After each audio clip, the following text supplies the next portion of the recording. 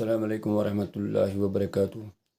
Dear students of class 10th, आज के class में हम दिखाने जा रहे हैं एक्सरसाइज 12.1 यानी जो चैप्टर है areas related to the circles.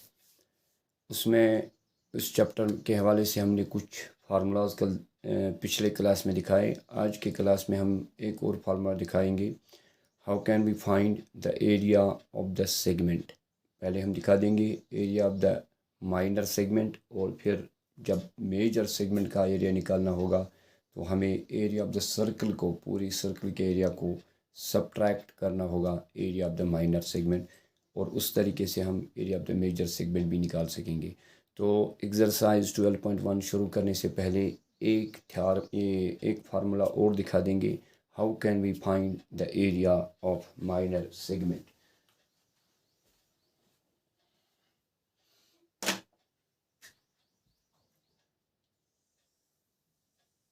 Consider there is a circle, center O, radius R,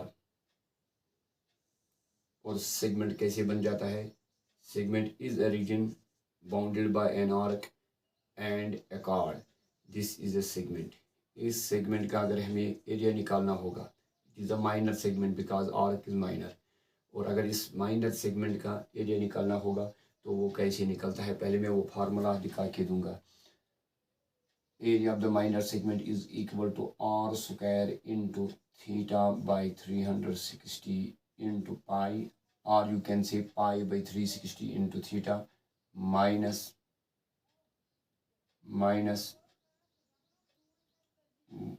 1 by 2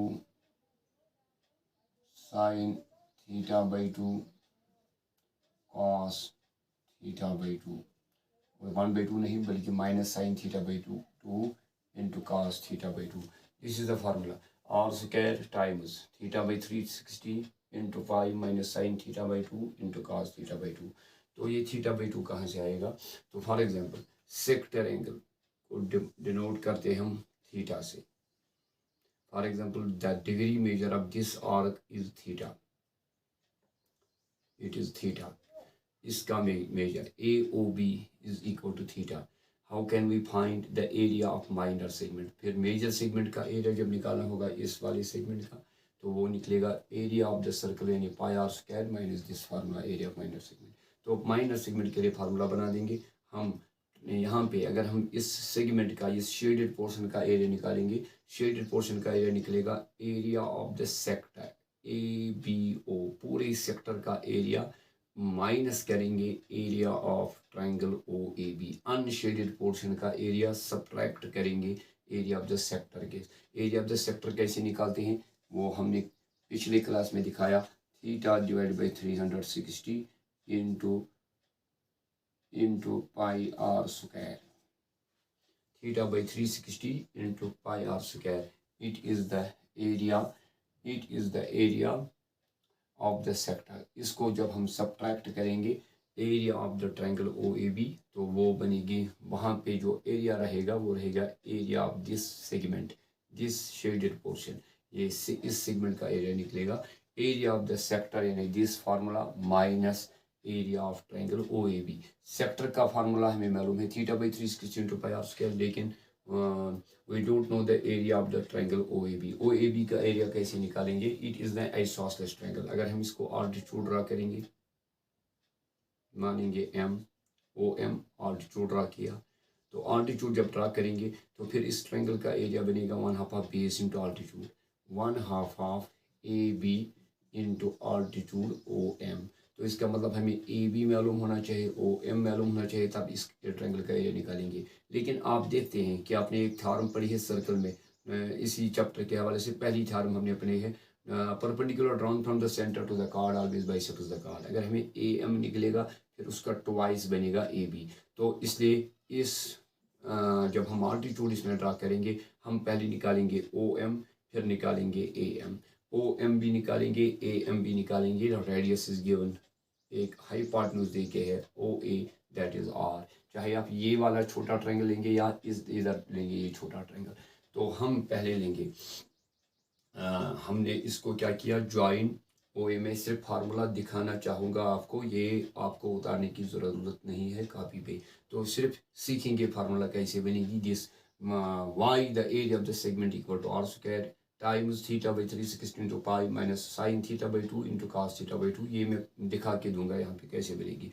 join O A and O B and draw O M perpendicular on A B. तो इसका मतलब ये A M जितना होगा वही होगा M B, because perpendicular drawn from the centre of the chord always by centre of the chord. पहले हम इस ट्रायंगल में, छोटे ट्रायंगल में पहले हम ये तो अब आएगा। और ये भी आपने सीखा है, एक आइसोसेलेस ट्रायंगल में जब हम आल्टीट्यूड ड्रा करते हैं वो वर्टिकल एंगल को बाइसेक्ट करता है, क्योंकि this triangle is congruent to this triangle by RHS से कॉन्वेंट होंगे। तो this angle will be equal to this angle CPCT. जब ये पूरा एंगल थीटा है तो इनमें से हर एक एंगल होगा थीटा बाई 2, ये भी होगा थीटा बाई 2। अब लेंगे हम in triangle O M A right angle at M. तो देखो इधर, तो पहले हम लेंगे, हमें आल्टीट्यूड भी ज़रूरत है और ये बेस भी ज़रूरत है। बेस पूरी नहीं निकलेगी, पहले बेस का आधा निकलेगा। तो हम पहले ये मिला देंगे, ये तो ये निकालेंगे ए एम और दे के है साइड ओ ए परपेंडिकुलर मैंने लिया थीटा बाई 2। तो एक्यूट एंगल इज हियर, तो एक्यूट एंगल का अपोजिट जो साइड बनेगा वो आपने ट्रिग्नोमेट्री में पढ़ा, that is perpendicular divided by मैंने लिया हाइपोटेन्यूज, क्योंकि side opposite to 90 is equal to perpendicular by hypotenuse equal to sine. लेकिन एंगल कितना है थीटा बाई 2, क्योंकि हमने पूरा एंगल है थीटा तो इसका आधा लेना है हमें, क्योंकि perpendicular always bisects the vertical angle in the isosceles triangle or equilateral triangle। am तो मालूम करना है, is equal to O A, तो आएगा ये O A sine theta by 2। तो शाबाश बेटा, A M equal to O A कितना है आर साइन थीटा बाई 2। तो इसी तरीके से इसी ट्रायंगल में हम लेंगे अब दूसरा साइड परपेंडिकुलर लिया। अच्छा, ए बी कितना होगा शाबाश बेटा, ए बी होगा twice of A M, twice of A M. तो A B becomes twice of A M कितना है twice of r sine theta by 2। तो अब बेस तो मिली हमें ए बी। अब आल्टीट्यूड कैसे निकलेगा, अब हम ये साइड लेंगे ओ एम डिवाइडेड बाय ओ ए। एक बार फिर हम ले लिया ओ एम, जब ये परपेंडिकुलर ये रहेगी बेस है तो आल्टीट्यूड, लेकिन इस with respect to this theta by 2, this acute angle with respect to this acute angle, OM becomes base by hypotenuse equal to cos theta by 2। तो OM निकालना है, divided by is equal to बनेगा ये OA cos theta by 2। तो OM बनेगा R cos theta by 2। Now इस triangle का हमें आल्टीट्यूड भी मालूम हुआ और बेस भी मालूम हुई। तो अब निकालेंगे यहाँ एरिया ऑफ ट्रायंगल जब हम निकालेंगे, यहाँ लिखें एरिया ऑफ ट्रायंगल, ये तो तुम्हें प्रूव करके लेना है दिस फार्मूला। मैंने पहले ही बता दिया कि area of the segment is always equal to this, तो देखेंगे ये निकलेगा या नहीं। Now area of triangle O A B equal to 1/2 of base is A B, altitude is O M, 1/2 of base A B is twice of r sin theta by 2 into OM is equal to r cos theta by 2। तो देखो इधर 2 और 2 cancel, वहाँ बनेगा r into r बनेगा r square sin theta by 2 into cos theta by 2। Now area of minor segment is equal to कैसे निकलेगा, area of sector में पहले लिखूंगा minus area of triangle O A B. तो जब हम एरिया ऑफ सेक्टर निकालते हैं वो हमने पिछले इस क्लास में पढ़ा, theta by 360 into pi r square area of the circle, minus होगा यहाँ पे r square sine theta by 2 into cos theta by 2।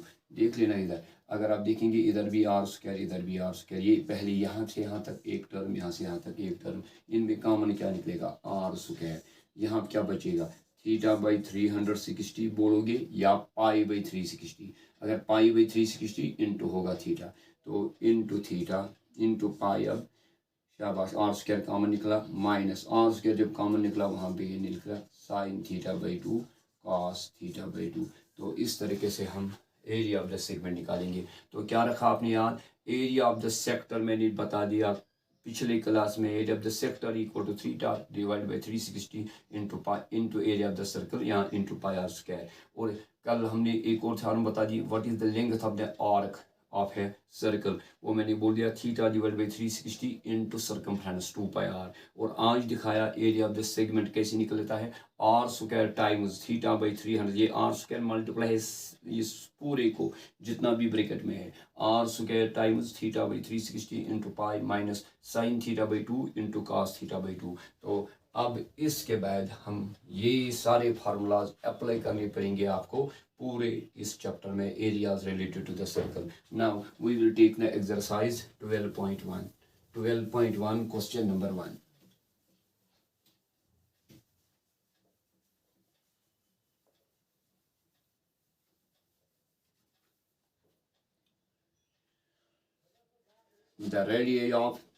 The radii of two circles are 19 cm and 9 cm respectively. Find the radius of the circle which has circumference equal to the sum of the circumference of the two circles.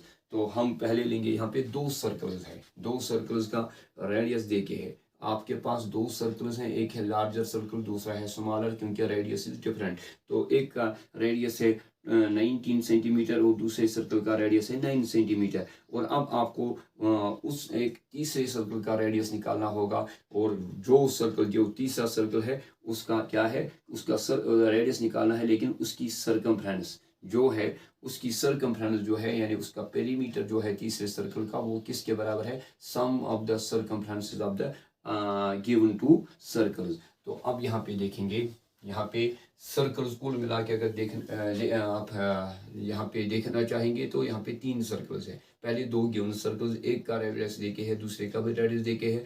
तो अब इन दो circles जिनका radius देके है उनके circumference जो निकलेंगे, उनके सरकमफ्रेंसेस का सम जो है वो किसके बराबर है, तीसरे सर्कल के सरकमफ्रेंस के बराबर। यानी जो तीसरा सर्कल है वो यानी साइज में उनसे बड़ा होगा, क्योंकि उसकी जो सरकमफ्रेंस होगी तीसरे सर्कल की सरकमफ्रेंस किसके बराबर, sum of the circumferences of the two given circles. तो उस सर्कल का तीसरे सर्कल का रेडियस निकालना है। तो we will write here radius of first circle,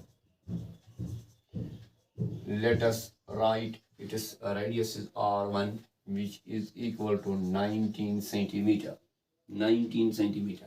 अब इसके बाद रेडियस ऑफ सेकंड सर्कल लिखेंगे आप, इक्वल टू, इसको डिनोट करेंगे हम r2 which is equal to 9 centimeter, 9 centimeter। now let the radius of third circle is equal to आप R3 भी लिख सकेंगे या कैपिटल R भी लिखेंगे, कैपिटल R। इससे आपको पता चलेगा ये जो है तीसरा सर्कल वो साइज में इनसे बड़ा होगा, तो इसको मैंने कैपिटल R से डिनोट किया, या you can write it R3, small R3 भी, और R3 निकालना है। तो हम क्या, हमें गिवन क्या है, by given condition we have, by given condition we have circumference of third circle is equal to circumference of first circle plus circumference of second circle। ये देखिए सर्कमफ्रेंस ऑफ थर्ड सर्कल निकलेगा। Circumference कैसे निकालते हैं, pi into D, R, D के बदले value देंगे 2r तो बनेगा 2 पाई आर, लेकिन ये थर्ड सर्कल है उसका रेडियस है कैपिटल आर, तो इसकी सर्कमफ्रेंस क्या बनेगी, 2 pi capital R is equal to, इसकी सर्कमफ्रेंस भी निकलेगी 2 पाई लेकिन R1 प्लस 2 पाई R2। तो ये है circumference of first circle, circumference of second circle, and it is the circumference of the third big circle. तो यहाँ पे 2 pi capital R is equal to, इधर कॉमन निकलेगा 2 पाई, इनके दोनों में है, यहाँ रहेगा R1 प्लस R2, तो 2 पाई इधर 2 पाई इधर कैंसिल, क्योंकि अगर ये 2 पाई मल्टीप्लाई है इधर होगा डिवाइड, ऊपर वाला 2 पाई नीचे वाला 2 पाई कैंसिल होगा, यहाँ क्या बचा हमें capital R is what, it is the radius of that circle whose circumference is equal to the sum of the circumferences of given two circles.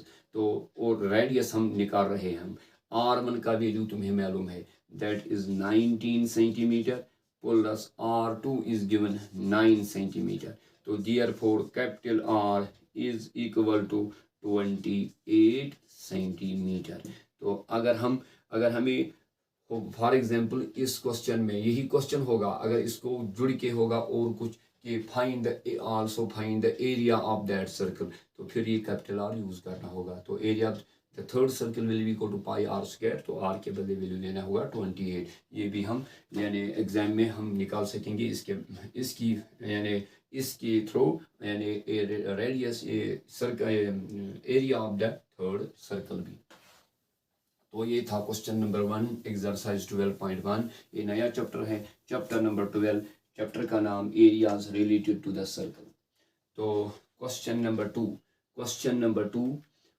To radii of two circles are 8 centimeter and 6 centimeter respectively. Find the radius of the circle having areas equal to the sum of the areas of two circle. Question number 2 दिखाने से पहले मैं student से यानी बताना चाहूँगा कि आप हमारी ये जो चैनल सब्सक्राइब कर सकेंगे, यानी नेक जावेद ने की वो जो चैनल सब्सक्राइब कर सकेंगे, और आप किसी भी टाइम किसी भी वक्त कोई भी क्वेश्चन देख पा सकेंगे, यानी यूट्यूब चैनल पे, और या अपने व्हाट्सएप थ्रू ग्रुप में, तो व्हाट्सएप ग्रुप में आप देख सकेंगे कि कोई भी क्वेश्चन किसी भी टाइम, तो लेकिन सब्सक्राइब करना नहीं भूलेंगे आप। तो किसी भी टाइम जब भी कहीं पे भी कंफ्यूजन पड़ेगा किसी भी क्वेश्चन में, तो आप देख पा सकेंगे उस वक्त, तो इसलिए यानी सब्सक्राइब करना भूलना मत। तो question number 2, the radii of two circles are 8 centimetre and 6 centimetre respectively. Find the radius of the circle having the area equal to the sum of the areas the two circle. ये भी ऐसा ही question है जैसा question number 1 है, लेकिन वहां पे क्या था, area of the third circle is equal to sum of the circumference. वहां पे क्या था पहले क्वेश्चन में, यानी circumference of the third circle is equal to the sum of the circumferences of the other two circle. लेकिन इस वाले क्वेश्चन में क्या है, radius of the first two given circle that is given, लेकिन आपको निकालना है area, find the radius of the third circle whose area is equal to the sum of the areas of the two given circles। तो हम लिखेंगे एक बार फिर, radius of first circle equal to radius is 8 centimetre. इसको हम represent करेंगे, let it is equal to R1 that is equal to 8 centimetre. Radius of second circle is equal to R2 which is equal to 6 centimeter. Let radius of the third circle is equal to capital R. So now by given condition we get